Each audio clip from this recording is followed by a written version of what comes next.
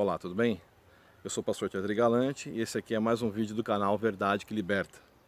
Estamos falando agora, ainda dentro do tema dízimos e ofertas, falando sobre ofertas agora, né? Já falamos sobre o dízimo e agora estamos falando agora sobre ofertas, seguindo aí desse último vídeo. Eu quero aqui fazer um adendo, né? Sobre a questão de igreja.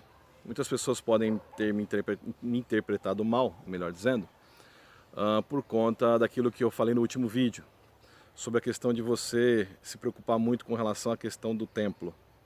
Irmãos, na verdade, o que eu estou simplesmente fazendo aqui é lendo a Bíblia com você. Amém? E na época dos apóstolos, ou seja, na época da igreja primitiva, tudo que você vê hoje aqui não tinha lá. Não tinha absolutamente nada lá. Hoje, a preocupação hoje é muito excessiva com relação à questão do status, por exemplo. O status da igreja.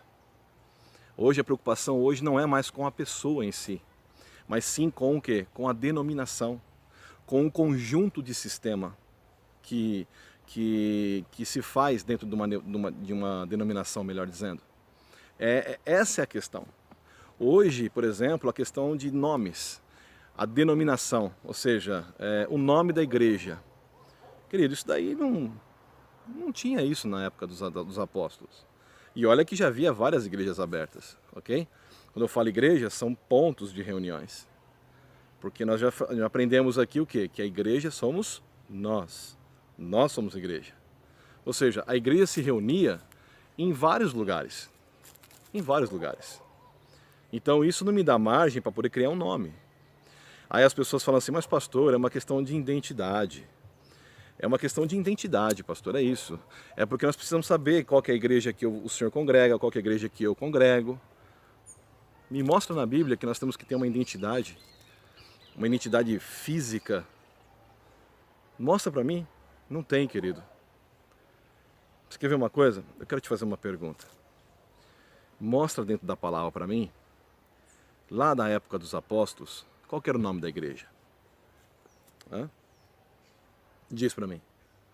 Diz para mim, na época dos apóstolos, mostra lá no livro de Atos dos Apóstolos, nas epístolas paulinas, nas epístolas dos outros apóstolos, diz para mim aonde existia o nome da igreja. Qual era o nome da igreja? Tinha nome? Queridos, não tinha. Não tinha nome. E por que hoje eu tenho que pôr nome então? Por que eu tenho que pôr nome hoje então? Se naquela época não tinha nome, por que eu tenho que pôr nome hoje então? Isso tudo é invenção do homem, querido. Essa divisão absurda que nós temos hoje. Essa divisão de ministérios, né? Falam hoje é um ministério, né? Qual que é o seu ministério? O ministério é a igreja tal. Não sabe nem o que é ministério. A Bíblia fala que ministério não tem nada a ver com isso. Tá tudo errado, irmão. Tá tudo errado. Eu sou membro da igreja tal. Membro? Membro? Querido, desculpa. Me perdoe, eu respeito muito a sua opinião. Você tem todo o direito de discordar. Mas eu sou membro da igreja de Cristo. Eu sou membro da igreja a qual o Senhor vai vir arrebatar ela. Eu sou membro da igreja do Senhor. Amém? Eu quero que você reflita sobre isso. No nome de Jesus, reflita sobre isso. Por favor. Mas eu quero te mostrar como que era a igreja antigamente. Eu quero mostrar para você qual que era a preocupação central da igreja.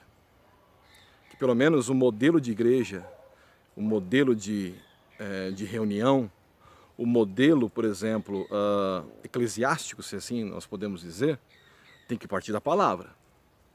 Ok? Tem que partir do quê? Dos apóstolos. Tem que partir do ensinamento da palavra. Então eu quero mostrar para você um modelo de igreja. Como que era essa igreja antigamente? Como que era a igreja do Senhor em si? Ela tinha nome? Não, querido. A igreja do Senhor, ela é simplesmente a igreja do Senhor Jesus. A noiva de Cristo. Abra sua Bíblia no livro de Atos. Livro de Atos, capítulo 4. Vamos lá, eu quero ler junto com você. Estou aqui com a minha Bíblia na mão. Abra sua Bíblia aí, com que isso não fique com as minhas palavras somente. Eu quero que você abra a sua Bíblia, porque não sou eu que estou dizendo. Volto a falar para você, o que eu estou fazendo aqui nada mais é de que abrir a Bíblia e estudar junto com você. É só isso. É meditar na palavra juntamente com você. Amém? Vamos lá. Abra a sua Bíblia no livro de Atos, no capítulo 4. Vamos lá. Eu quero abrir junto com você aqui. Livro de Atos, no capítulo 4. Tudo bem? Diz assim, na palavra do Senhor. Eu quero que você acompanhe aí também. A partir do versículo 32. Amém? Versículo 32 do livro de Atos. E era o coração e a alma da multidão dos que criam. E ninguém dizia que coisa alguma do que possuía era sua própria, mas todas as coisas lhes eram comuns. Bom, quero aqui agora te apresentar a igreja do Senhor. A igreja bíblica. Amém? Ó, estou lendo a Bíblia com você. Você prestou atenção no que você leu aí, junto comigo? Você prestou atenção? Estou falando da igreja bíblica. E era o coração e a alma da multidão dos que criam. Agora eu te pergunto, era o coração de todos, ou seja, todos pensavam do mesmo jeito, todos pensavam da mesma forma, todos tinham os mesmos princípios, todos amavam uns aos outros. Agora me dá um nome dessa igreja. Não tem nome, sabe por que não tem nome, querido? Porque não havia egoísmo. Porque não havia aquela questão do proselitismo. Não, olha, eu vou puxar da igreja A, eu puxo para a igreja B, e assim por diante. As pessoas não pensavam no seu próprio umbigo aqui. Aqui todo mundo pensava da mesma forma e do mesmo jeito. Pois é isso que você está lendo junto comigo. Você está lendo aí. Você não está lendo na sua Bíblia aí? E era o coração e a alma da multidão dos que criam. Agora, vamos continuar. No versículo 33. E os apóstolos davam com grande poder e testemunho da ressurreição do Senhor Jesus. O que os apóstolos faziam aqui? Pregavam o evangelho da cruz. Era isso que os apóstolos faziam, querido. Você acha que os apóstolos ficavam pregando o Velho Testamento? Sacrifício não sei do quê. Você acha que os apóstolos ficavam pregando isso? Porque 1000 cairão ao teu lado, 10.000 à tua direita e tu não serás atingido. Você acha que era isso que os apóstolos pregavam, meu irmão? Não. Os apóstolos pregavam Jesus.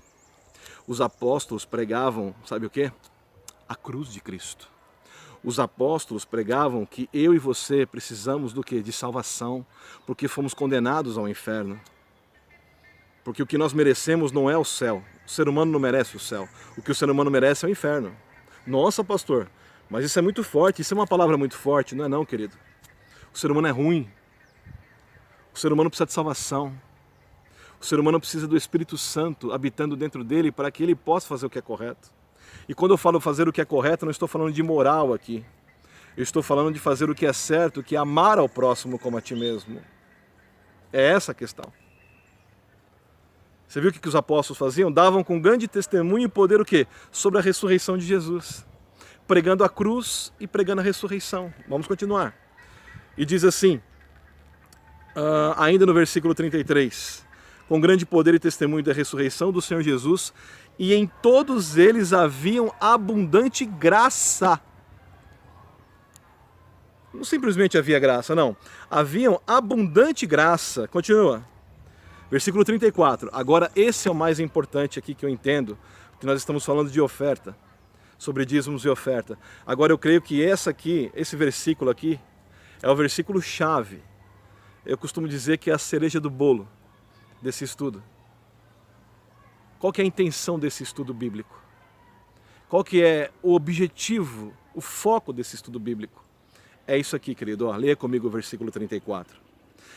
Pois não havia entre eles necessitado algum, porque todos os que possuíam herdades ou casas, vendendo-as, traziam o preço do que fora vendido e o depositavam nos pés dos apóstolos. Agora olha o 35. E repartia-se por cada um segundo a necessidade que cada um tinha. Você prestou atenção no que eu li para você aqui agora? Do que nós lemos junto aqui? Que eu tenho certeza que você deve estar com a sua Bíblia na mão aí, ou no celular, ou impressa, enfim. A Bíblia me diz que a igreja apostólica diz assim que não havia entre eles nenhum necessitado. E quando falamos de necessitados, que não havia nenhum necessitado, não é que aqui todo mundo era rico, todo mundo era abastado, todo mundo aqui chovia prosperidade financeira. Não, querido. Quando fala que não havia necessitado algum, sabe por quê?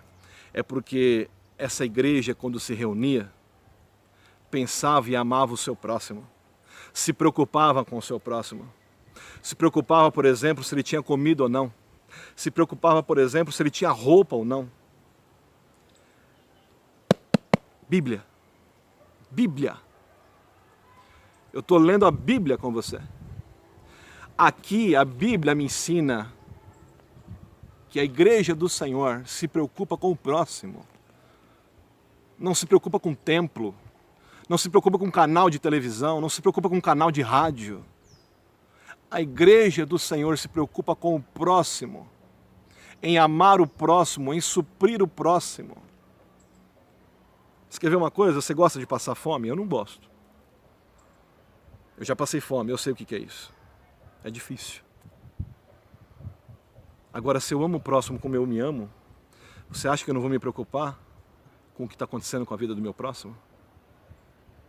E era um o coração e a alma da multidão dos que criam. Essa é a igreja do Senhor. Essa é a igreja do Senhor. Essa é a igreja. E não havia entre eles necessitado algum. Porque todos aqueles que possuíam herdades, ou seja, aqueles que tinham patrimônio, vendiam os seus patrimônios e depositavam esse dinheiro no pé dos apóstolos. Por quê?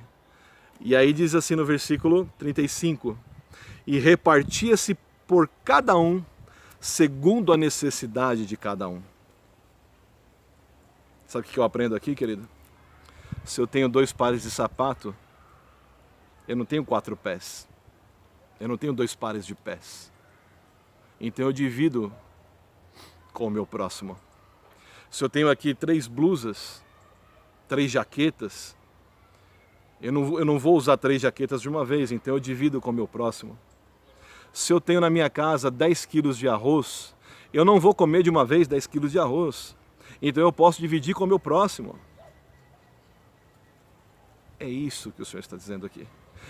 Esse é o princípio bíblico do Evangelho, querido.